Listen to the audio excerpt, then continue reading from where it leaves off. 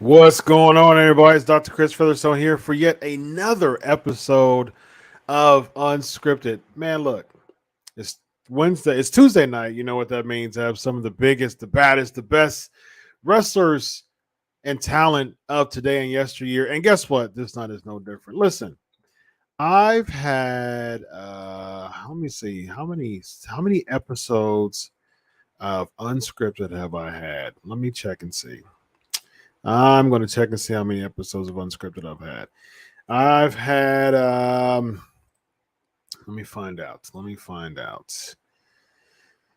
I've had 65. This is number 66. Wow, man, time goes so fast. This is episode number 66 of the Unscripted Show. And I've interviewed Hall of Famers, big name talent every single week. But you know what? That's business. And this one is personal and business because there's a few people that you really get to know and become friends with and close with in the business of journalism. And I am so blessed and honored to call this person one of them. So I've interviewed him. I believe I've interviewed him more than anybody I've ever interviewed, actually. Ken Anderson's up there. Sean Devari's up there. There's other people I've interviewed like a bunch of times, like a boatload of times. JTG, he's up there too. There's some threefers like my boy Lance Archer. Just some really good talent. People I've end up being close with in the business. But I've interviewed this person I've interviewed Bischoff probably 6 or 7 times too. But I've interviewed this person probably 10 times. It's been a lot. It's been a lot of times. But it's crazy, man, because every single time I've interviewed or talked to this person, it feels like the first time because everything, it just feels so fresh. It never feels redundant. It never feels old. It just feels like a breath of fresh air every time I talk to this person. So without further ado, ladies and gentlemen, my good friend, former WWE referee, the third person, the pivotal person in the greatest WrestleMania match of all time, Marty Elias. How are you tonight, my man? I'm blessed. How are you, man? I truly appreciate your introductions. They're always very warming and very welcoming. So I'm humbled by that, and thank you very much. And it's my pleasure to call you a friend. Likewise, man. And I'm a shooter, man. I don't just blow smoke. And I my career, my lifestyle and career, I'm a psychotherapist, and that doctor right there is a shoot. I do that every day, and I learn, and I make people feel good about themselves while challenging them. So by nature, as my trade, I can't blow smoke to people, because that would be a grave injustice of helping them. So I shoot from the hip, as PG as I possibly can, to represent my Amen. lifestyle. So I tell the truth, and I tell the truth when I say what I say about you, man. Preach, brother, preach. I truly appreciate that. And, if the world had more Marty Eliases and Dr. Chris Featherstones, the world would be an amazing place. Amen. Come on, somebody. Cool, man. Well, before we get into these questions, man, huge following here, over 3 million people that follow the Sportskeeda platform across the platform streams. Man, I want you to plug the heck out of your podcast, man. You've got over 25 years of just really good, sizzling stuff to share with the pro wrestling world, man, and let the people know about it. Yeah, so I actually am going to be dropping my first podcast. It's called Life After 3, and it'll be on the Kill Cliff TV platform, which is co-owned by Joe Rogan and his people there. Wow. I actually recorded my first episode. It's in the editing process, and I interviewed Paul Roma, who's actually Nice. family to me. So we got into a lot of things that a lot of people don't know and people have never heard of. And, we got into some really good stuff. So it's going to be dropping. And when it does, I'll let everybody know. But for more information, if you guys want to follow me on Facebook, it's just plain Marty Elias. And on Twitter and Instagram, it's at Marty_Elias_1, and I'll drop all the info in that. So that's going to be good. It's called Life After 3 for different reasons, and people are asking why Life After 3 for the name. Life After 3 is something that is near and dear to me, because as we know, I've moved on from professional wrestling, and I've been blessed to go into different fields and different platforms, and music is one of them. Television production is another. And of course, I dabble in pro wrestling every now and a blue moon. I'll do that. But for the most part, it's just to inspire people and let people know that there is life after professional wrestling, that you don't need to be a victim of it. And, I always let everybody know, especially my peers and my brothers and sisters in that world, that take that passion, take that drive, take that love that you have, and go apply that someplace else. Because if you've applied it to professional wrestling and you've succeeded or had some type of success with professional wrestling, then you can take that and apply it to any other platform and be successful as well. So I want people to know that, and I want people to know that if I can do it, Marty Elias, then anybody can do it, because you just need to set your mind to it and not fall victim and wait for that one last call, for that one last run, and oh my God, they're going to call me. Don't do that. Don't be a victim. Know your value, know your self-worth, and do what's best for you. Love it, man. That's good stuff. You got Pretty Paul Roma, man. That's a Pretty blast Paul from Roma. the past. Yeah, Power and Glory, nice. Young Stallions. Pretty wonderful. Pretty wonderful. Yeah, absolutely, man. Yeah, we went Hercules into Hernandez, Paul Orndorff. Yeah, good stuff. Yeah, we got into some really cool stuff, and I asked them things that nobody has asked them before, and we got into it, and we really dug into it. We talked the Power and Glory push, why it didn't happen, the rocker angle, and so we got into some really cool stuff, and I'm really excited for people to see this, and I'm excited to be on Kill Cliff. Thank them for that. And also, just so people know too, I was a part of Lucha Underground for all 4 seasons. And my second podcast that I'm working on right now is going to be a Lucha Underground exclusive podcast. It's going to be called Going Underground. And I'm going to be pulling back the curtain on everything Lucha Underground, because Lord knows that nobody is out there talking about Lucha Underground. True. And the fact that it has such a cult following, and the fact that MLW right now is even trying to duplicate something. It's called Azteca Underground, I believe. Mm-hmm. So, I mean, there's a market for it, and people really want to know about it. And who better than a guy who was behind the scenes with everything from on camera to production to creative to talent relations to everything under the sun at Lucha Underground. Who better to talk about it and discuss it than me?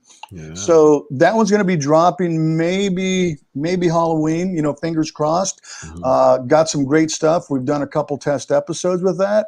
And when it gets rolling, I'm actually going to be bringing on former Lucha Underground talent. Mm-hmm. And we're going to be doing some watch-alongs, and we're going to be talking about what it was like to be at Lucha Underground, get their perspective, get my perspective, and really just blow the lid off of what really was going on at Lucha Underground.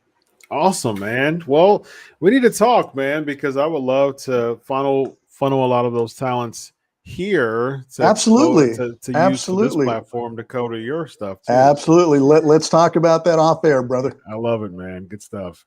All right, let's start with Guillermo. How do WWE choose which referee is going to be in each match? That was actually when I first got there, that was done by the senior officials. And at the time, there was a couple. We had Mike Chioda and we had Nick Patrick. And Mike Chioda was the Raw referee and Nick Patrick was the SmackDown referee. And then when ECW was there, it was Scott Armstrong.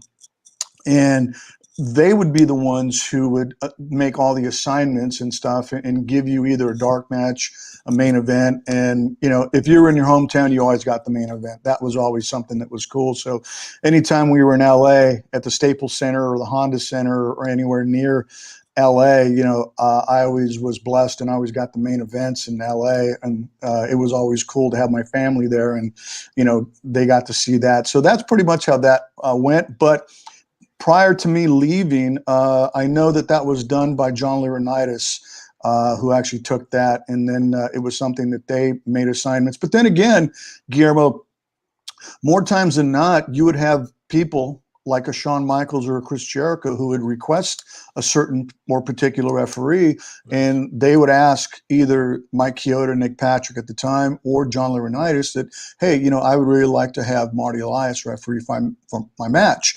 And that's how I got the Undertaker Shawn Michaels WrestleMania 25 matches. Shawn Michaels went to John Laurinaitis and said, I want Marty as the referee, and lo and behold, we made history. So there you go, Guillermo. Good question. Very nice. Guillermo, again, your opinion on former WWE referee Tim White's lunchtime suicide skits? I love Timmy White.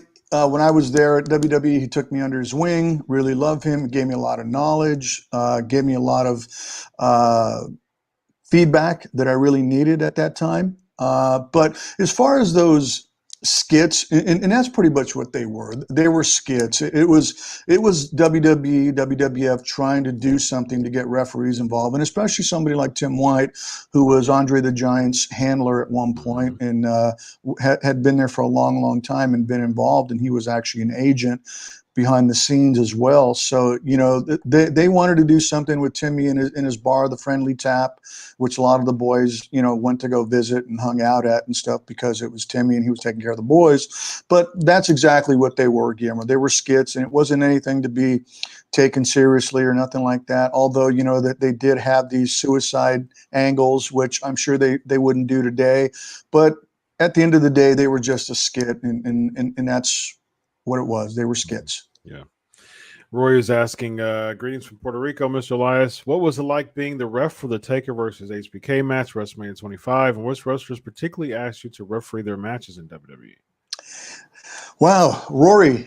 To be honest with you, it was a pinch myself moment, and I still pinch myself to this day, and I still am humbled the fact, that I was actually asked to be the referee for that match and to be in that match. And I still get jittery and really just, like I said, I pinch myself because it was something going into that match that we didn't know what it was going to turn out to be. And here it is all these years later that people are still asking questions about it. And it was the greatest moment in my life. I'll never forget it because everything that I had worked for on the independents, making no money, driving 500 miles for $5 and, sleeping in cars, and all that other stuff that goes along with paying your dues. That match actually elevated me to main event status for the rest of my career.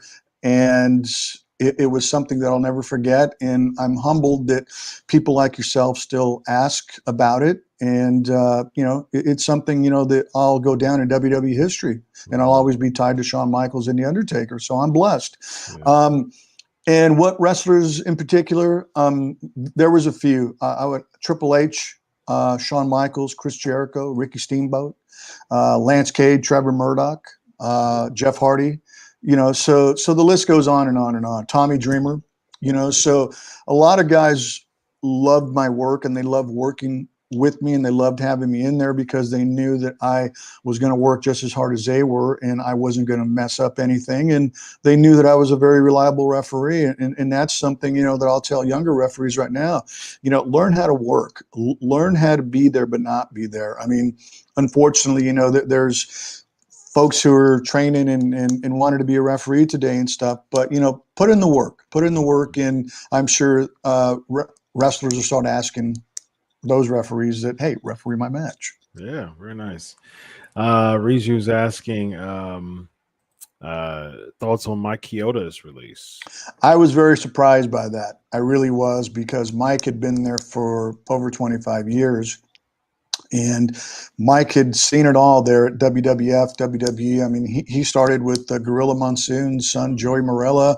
I mean, Mike and Joey are the guys who took Shane McMahon on the road and trained him how to set up rings, showed him everything, showed him how to be a referee. I mean, all this stuff, So I was very surprised and shocked by it. But again, from things happening in WWE and changes in management and stuff like that, that didn't surprise me. So I was surprised on two aspects of it, but I really think that Mike should be somewhere. I would have never released him if I was WWE. I would have sent him down to the Performance Center, and I would have had him train those referees down there. That's exactly what I would have done. And I know he did a couple shots with AEW. And if AEW really wants to improve on their referees, they should have somebody like a Mike Chioda or a Marty Elias there. Ooh. You want to talk about the word improve? There you go. Aubrey's doing good, but I think Marty Elias, there's only one Marty Elias, man. Only one. I would love that. Elvis is asking, what was your favorite Eddie Guerrero match that you worked? It wasn't even a WWE match. It was a match in Anchorage, Alaska. He was working Christopher Daniels, the Fallen Angel, Christopher Daniels.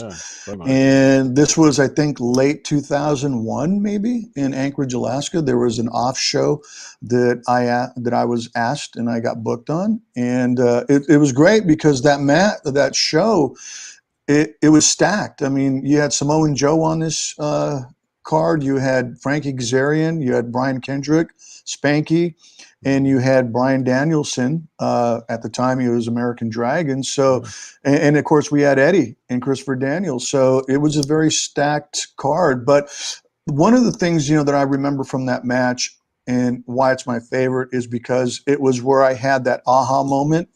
And when you have those aha moments in any career, whether it be a musician, a cook, or whatever it is that you do, an artist, when you have those aha moments, they stick with you and you finally grasp exactly what it is that you're doing. Mm-hmm. And I remember talking to Eddie before the show and asking him what he wanted from me.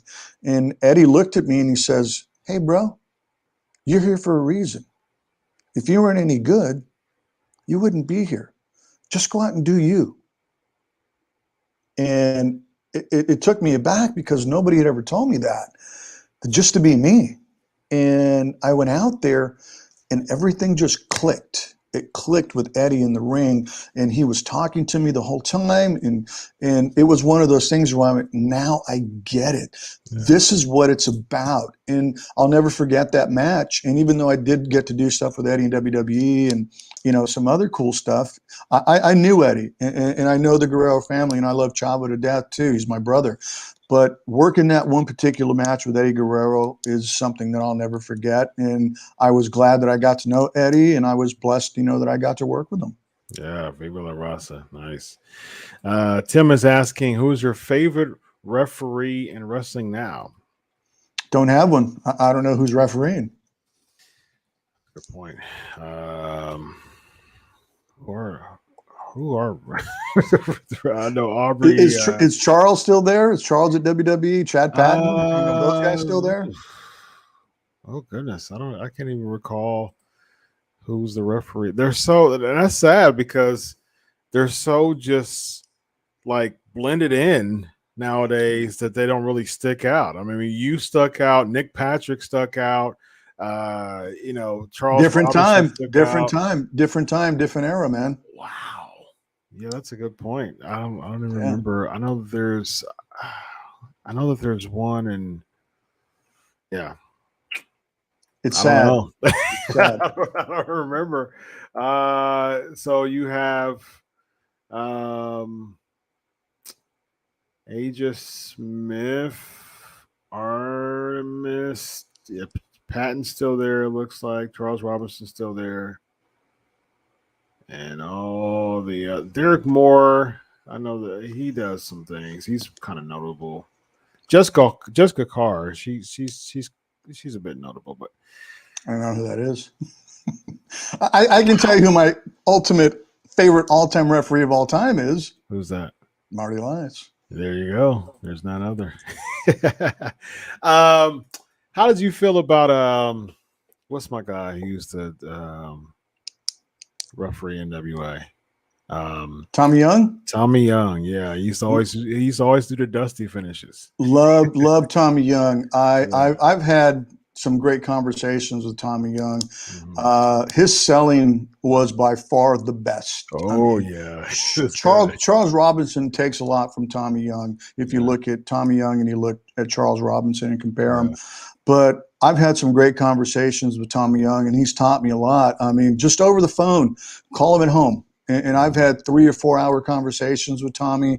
I told him I thanked him for being an influence and stuff. I mean, because here are the guys who influenced me. It was Tommy Young, it was Tim White, it was Mike Chioda, and it was Jimmy Corderas. Those are the 4 guys that I really looked to when I was starting, and especially Tommy Young. But then when I got to WWE, Chioda was so good at what he did. And then Jimmy Corderas was like that nurturing father who really wanted you to succeed. Yeah. And of course, Timmy White, he had, the knowledge. He was like the Jedi of referees back then. And, he would always sit you down and he would give you there's my boy. He mentions me in his book. Oh, okay. Yeah. Yeah. I haven't read all of it. Hey, speaking of books, April 22, Marty Elias will be dropping his. My man. Yeah. Life After 3. Man. Life After 3. Congratulations, man. Thank you. Awesome. Thank you. You've been vocal about Kevin Dunn firing you for setting. I don't think you finished that. Finished that question. What are your thoughts about Kevin Dunn? My mother always said, "If you can't say anything nice, don't say anything at all." Enough said. How was your time in UPW? Mike is asking. Wow, that's you're going back there. I really enjoyed my time at UPW. I grew a lot there because I was working for Jesse Hernandez at EWF here in Southern California, and I wanted to go to the next level. And UPW was that next level at that time, and they had just got a developmental with WWF and Bruce Pritchard and Tom, and these guys were going down there quite frequently. And I decided to move on, and I went there, and I started doing a lot of good stuff. And Rick Bassman really took care of me when I was there. And ultimately, I was doing all the booking for UPW behind the scenes. So when you see a lot of that stuff that was happening, that was all me. I was booking a lot of that stuff for Rick Bassman and UPW. I was there when John Cena started. I was there when Samoa Joe was Daniels, Victoria. I was there when the Miz stepped into the ring for the first time and didn't know how to run the ropes. Wow. So Yeah, I got to see a lot of people come through there. Melina was there too. Okay, very nice. Yeah. So I enjoyed my time. Which is more proof of you better listen to that podcast, Life After Three, because this guy, as I said, I'm not playing. He has quite a bit to share about pro wrestling. I know a lot of stuff about professional wrestling, and I know a lot of stuff about a lot of things. So, yeah. Indeed. Rizu was asking, what do you think of Ricochet's current WWE run? Prince Puma back in your day. Oddly enough, they have put the handcuffs on him. And when he was at Lucha Underground and when he wanted to go to, and again, I'll be talking about these types of things on Going Underground. Yeah, I'll have episodes specific to certain talent, and Prince Puma is one of them. Johnny Mundo will be another one. We'll all talk exclusively, but I'll give you a little snippet. I remember talking to Trevor when he wanted to get out of his Lucha Underground deal, and he was adamant about it. And I remember talking to him, and I said, look, I said, you're going to go there. And you, rightfully so, you should go there. Everybody should go there if that's their goal. I said, but here's the thing. They're not going to let you do what you do here at Lucha Underground. They're not going to let you be Ricochet. They're not going to let you be Prince Puma. They're going to handcuff you, and they're going to tell you to be Ricochet WWE. That's what they're going to do. And he was adamant about it. No, I need to go, and I want to make the money, and my son. And I said, okay, great. I said, like I said, everybody should go do it. And unfortunately, that's exactly what WWE has done. And I really feel that if he was not with WWE, I think that he would be doing what he was doing in the past. And who's to say, that he can't go to MLW and resurrect a character like Prince Puma? I mean, where they take the handcuffs off of him. Yeah. Prince Puma was such a really, really good character, and I know that he really looked up to Rey Mysterio, and he had opportunities to compete against Rey Mysterio during when Mysterio was in Lucha Underground. So, and I was a referee for those matches, by the way. That's right, you were absolutely. Let's see here. Alan's asking, was there a match that you officiated which impressed Vince McMahon? If yes, what did he tell you backstage? Good question. He never really gave you feedback unless it was something, that he was nitpicking at. But I do recall it was New Year's Revolution, and unfortunately it was when Triple H got injured and stuff. After the match, when we did the schmoz and we called it a no contest and all that, and we got to the back, Vince pulled me aside and he told me straight up, he goes, thank you for being out there and for being where you were. He goes, because you really helped Paul. And thank you for being out there and for taking care of him. And I said, that's my job, boss. Very nice. Tim is asking, did you ever work with Earl Hebner? No, I didn't, unfortunately. But when I did my first WWF dark match in 1999, I went out and I did my dark match. And Earl, of course, was a senior official then. And so I went out and I went and I did this dark match. And I came back through the curtain up to Gorilla, and Earl Hebner is standing there. And he looks at me and he goes, your counts are too fast. And he walked away. And I went, okay, thank you. That was it.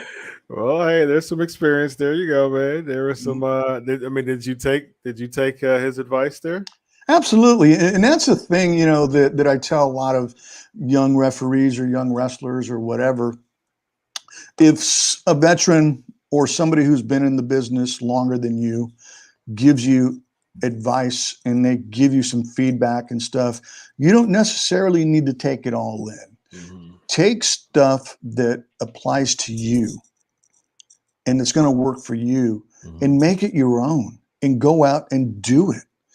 Because that's what's going to separate you from all the others when you go out and you do these things that people have suggested or the advice that they give you. I mean, because again, like we were talking just a little while ago about referees, nobody really knows who the referees are because they don't say their names anymore because they're irrelevant. But I mean, when you look at myself, Kyoto, Corderas, I mean, everybody knows who we are. When they see us, they go, oh, that's Marty Elias. Oh, that's Charles Robinson. That's Mike Chioda. That doesn't happen today. So again, take what they say and apply it and make it your own Yep. and make it you. Yep. Why do you think Vince McMahon has yet to induct a referee in the Hall of Fame? I was told one time, on no uncertain terms, that referees don't put people in seats. Yikes. But you have like the Danny Davises, the Nick Patricks, who were actually like talent. You know, they were like on air talent on top of being referees, especially like a Danny Davis. You know, he was really a pivotal within the Hart Foundation and Jimmy Hart. Yeah. So. Yeah. But I was also told that nobody's paying to see a referee. Wow. And referees were not talent. They're not talent. What are they? What are you? I shook my head and scratched my head on that one too. And I still, to this day, even telling you this, I still shake my head and go, they're not talent. Okay. All right. And I was told that at WWE. Okay. Wow. So, that doesn't make sense. No. What's your experience working with Alberto El Patron? Got to work with him at Lucha Underground, and it was great working with him. One of the things that I really enjoyed working with Alberto is that he really knows what he wants in a referee, and he will tell you exactly what he's looking for. And I remember the first time I worked with him, really didn't know who he was, or I'd never got an opportunity to work with him. But I got in that first match, and I remember it was with Tejano. And there were some things, I'm sorry, I just hit my laptop. There were some things, that he came back and he says, look, next time you work with me, I'd like you to do this, this, this, this. So when I did that, the next time I worked with him, he just went, you're my guy. And I was his guy at Lucha Underground, and it always worked out. And I really enjoyed working with him because one of the things that he really liked in a referee, and again, a lot of referees don't do this, he wants you to treat it as a shoot. He wants you to treat it. He wants you to be aggressive with him. He wants you to get in between. He wants you to grab him. He wants you to really be that authority figure. And he really, when you're working with him like that, that's the thing that really just gets him going as well. So when you do that, it really shows that you're given that authority, you're that authority figure, that you're not going to take any nonsense. And that's exactly what he played off of. So if I was doing that, then he was doing that. So it just worked for us. Yeah. Couple more. Let's do someone who I haven't asked before, who haven't got to yet. James asking, did you ever work with Austin and Benoit? Got to work with Austin behind the scenes, but I never got to be in a match with Steve, unfortunately. But yes, I did get to work with Chris Benoit when I was on the road to WWE, and got to work with him on TV, and got to travel with Chris. And, that's all I can say about that. Yeah. Safed is asking, what was it like working with the women while you were there? Oh, it was great. We had some very, very great women workers there. I mean, we had Melina, we had Lita, we had Trish, we had Beth Phoenix. I mean, Mickey James. I mean, the list just went on and on and on. And, at that time, I mean, we had Gail Kim. I mean, there was just a lot of different women who could really bring it. And it was very, very cool to work with somebody like Alita and work with Trish and Mickey James, when they were at their peak and stuff. And one of the things, that I like to say is, that Lita, Mickey, Beth, Melina, Trish, they were their own unique individuals, and they had their own look and they had their own style. Yep. But some of the stuff that I see today, unfortunately, it's like every other female worker today is wearing the kick pads, wearing the shorts, and wearing the sports bra, and wearing the leggings and stuff. So they're all cookie cutter, and nobody has that individuality anymore, like the Trish and the Mickeys and the Beth Phoenixes did. And I was really glad that I was a part of that and really got to work with them and got to know them. Yep, absolutely. Lita's my all-time favorite wrestler. So yeah, I'm glad that you were able to work with Amy was great. Amy was great. Yeah. Last question. Who is your favorite wrestler to work with? Shawn Michaels. Of course. I would Of have course. guessed that for you. Yeah. Shawn Michaels, Taker, Eddie Guerrero, you know. Yeah. So let the listeners know one more time about Life After 3, my man. Life After 3 on Kill Cliff TV. Be checking it out. And if you want to follow me at Marty Elias on Twitter, on Instagram, and Facebook, I'll be dropping some news and info. Got the book coming out in April next year, 22, Life After 3, Life After 3 podcast, and then Going Underground podcast that is going to be based exclusively on Lucha Underground. So, be ready for that. And there may be some other little surprises coming my way too. So stay tuned. A man of many hats, and all of them sound very intriguing, man. Congratulations on all your accomplishments and all your continued success, man. I'm very so proud of you, my brother, man. You're such a gem to the pro wrestling community, and if you don't know who Marty Elias is, you better get to know, because he has a wealth of information. And once again, watch WrestleMania 25 and realize how fluid the match was, and it would have not been as fluid if this guy right here wasn't a part of it. So, Marty Elias, thank you. Thank you as always, my brother. It is always a pleasure to have you on my show, man.